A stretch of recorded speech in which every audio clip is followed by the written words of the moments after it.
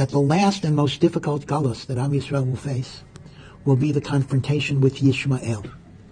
And he says Yishmael is the most difficult because they are the only one of our enemies that comes with a spiritual power.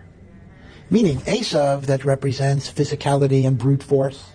So of course, in the long run at least, Ruchnius, spirituality defeats physicality. The danger of Yishmael is a much more subtle danger, because Yishmael comes not only with physical brutality, but Yishmael comes with spiritual merits.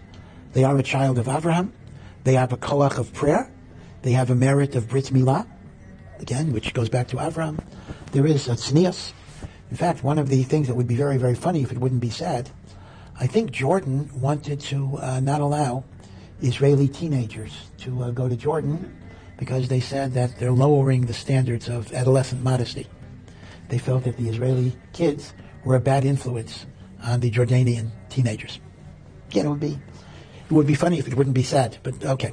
So that raises the question that you're raising, again, which is very perplexing, and that means because they have these merits, they can pray for bad things, and there's a certain power in their prayer. هناك شيء يجب أن نقوله هنا. وفقا لتعاليم الإسلام فإن الدعاء على الآخرين بالشر محرم شرعا باستثناء حالة دعوة المظلوم على من ظلمه. قال تعالى: لا يحب الله الجهر بالسوء من القول إلا من ظلم وكان الله سميعا عليما. Indeed, this is very, very clearly, because if you think about this, the enemy of Yishmael, that Yishmael represents, is an enemy that cannot be defeated by conventional methods. There's no way to stop it, meaning there is no logical way of stopping people who are willing to die for their cause. What, they're threatened with death?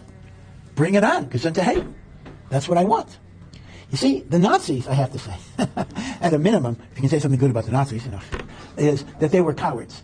So when a Nazi thought he would be killed, starts negotiating when they saw that the end was near.